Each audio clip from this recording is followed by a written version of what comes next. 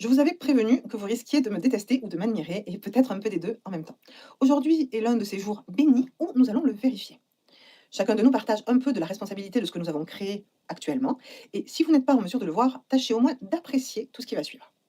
Je ne peux pas vous demander en l'état de voir la vie qui existe au paradis. En revanche, je vous invite à tenter l'ascension car la vue y est fantastique et je m'y sens un peu isolée pour le moment.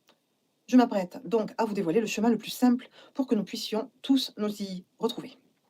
La situation de notre pays et de la planète peut vous sembler tout à fait chaotique. Et en un sens, elle l'est. Notre organisation géopolitique entraîne la mort prématurée d'un humain toutes les 2 secondes. Prématuré, 2 secondes, un humain, ça pourrait être vous. Une fois que nous avons fait ce triste constat, et même sans vouloir rentrer dans du grand prosélytisme, chacun reconnaît la phrase «Pardonne-leur parce qu'ils ne savent pas ce qu'ils font». C'est donc que la propagation du mal se fait par ignorance. Croyant faire de notre mieux, nous aggravons certaines situations à notre insu.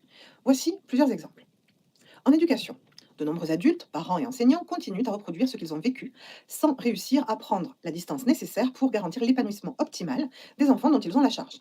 Soit ils sont trop stricts et parfois même violents physiquement, psychologiquement ou les deux, soit ils deviennent trop laxistes, ils sont absents, distants et même négligents, et finalement, ils ne se connaissent pas assez eux-mêmes pour transmettre un message éducatif neutre. Au niveau des banques, de nombreux employés semblent persuadés d'agir pour le bien de leurs clients dans une grande inversion sémantique. Les tarifs sont accablants pour les plus pauvres, qui ont de moins en moins de ressources pour y faire face avec sérénité.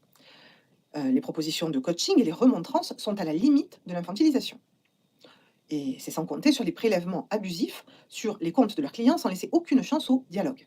Le tout avec une double complicité de l'État qui nous pousserait à crier aux raquettes en bande organisée. Notez que nous pourrions aussi dire entre gens d'influence ou donc entre mafieux. Et oui, c'est la définition du mot mafieux, enfin en italien en tous les cas. Après, c'est selon chaque interprétation. Au niveau du monde de l'activité rémunérée, il semble admis depuis extrêmement longtemps que nous autres, les humains, devrions travailler un nombre d'heures très important et, si possible, avec beaucoup de souffrance, pour mériter un salaire mensuel qui couvre de moins en moins nos dépenses. Eh bien, ceux qui ont interprété les paroles, assez anciennes, je vous l'accorde, mais qui ont interprété les paroles de Nicolas Sarkozy en sens inverse, ont fait fortune. Il ne s'agirait donc pas de travailler plus pour gagner plus, mais de travailler mieux pour vivre mieux. Le drame français tient au fait que l'administration nous met des bâtons dans les roues, notamment pour entreprendre. L'URSSAF nous oblige à payer avant même d'avoir notre premier client. Il y a une incompréhension au niveau du cheminement effectué par un entrepreneur en devenir au niveau de France Travail. Et de nombreuses faillites sont générées par les décisions administratives et politiques des hommes et des femmes qui sont censés nous représenter. Pour éviter de faire un trop long discours aujourd'hui, parlons seulement d'éducation, de leadership ou de maladie mentale. Bon, c'est à peu près la même chose de nos jours. Celui qui n'a jamais rencontré l'immensité de sa propre grandeur est incapable d'évaluer avec justesse celle des autres. Alors, ceci est vrai dans de nombreux domaines. Je vous explique. Un homme est incapable de connaître la douleur engendrée par les règles d'une femme, à moins qu'il soit équipé d'une ceinture spéciale. Une femme appréhende difficilement le poids des responsabilités qu'un homme préfère garder secret.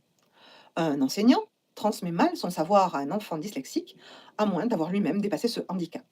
Un individu de grande confiance s'identifie assez peu à quelqu'un qui bégaye. Un psychologue qui n'a jamais eu pris conscience d'avoir vécu le DIP va être incapable de vous aider à dépasser ce cap. D'ailleurs, au niveau de la psychologie et des soins mentaux, je vois personnellement un très grand nombre de concepts tout à fait dépassés. Nous en parlerons une autre fois. Pour le moment, je veux parler des défis que nous avons à relever.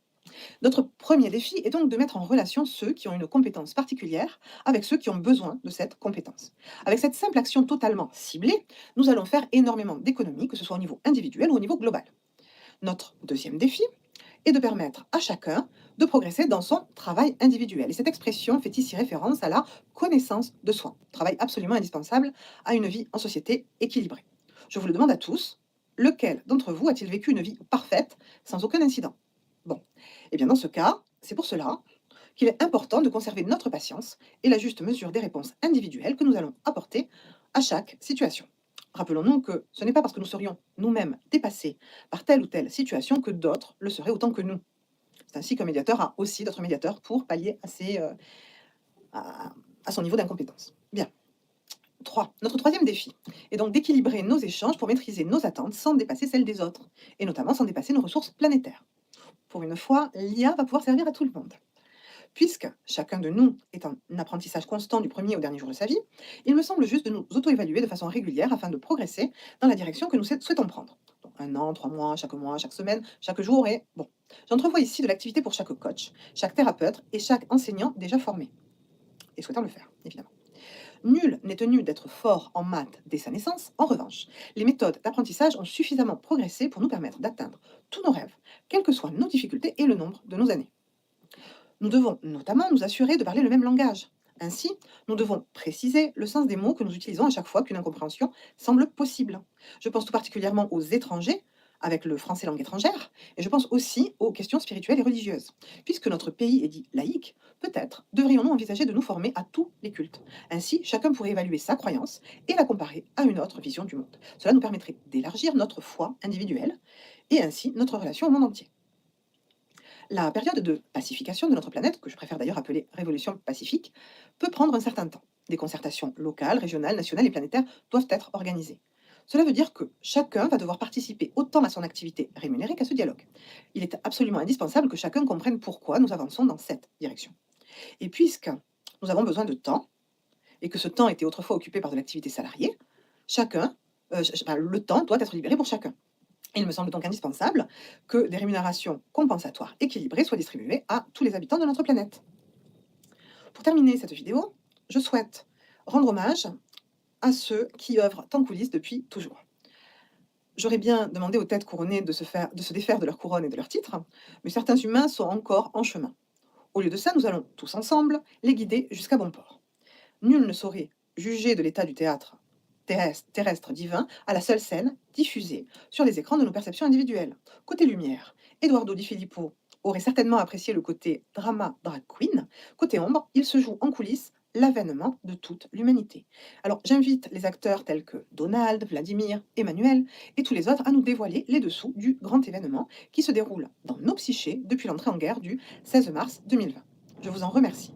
Je remercie également Jacques Attali pour le rappel historique de ce matin. Sans vous, je l'aurais loupé. J'aime énormément refaire l'histoire, mais en vérité, je la connais assez peu. Je suis de cette génération qui a fait un bac S, dans un amour aveugle pour les mathématiques, et à qui on a fait oublier le poids des mots et de nos anciens. Je serais ravie de recevoir quelques-uns de vos enseignements, maestro. Bien sûr, dans la pièce principale, chacun de nous a un rôle à jouer, un rôle qui évolue avec le temps, et il nous revient de plein droit de prendre part au spectacle ou de continuer à en subir les conséquences ad vitam aeternam. Je vous remercie de votre écoute et à très bientôt.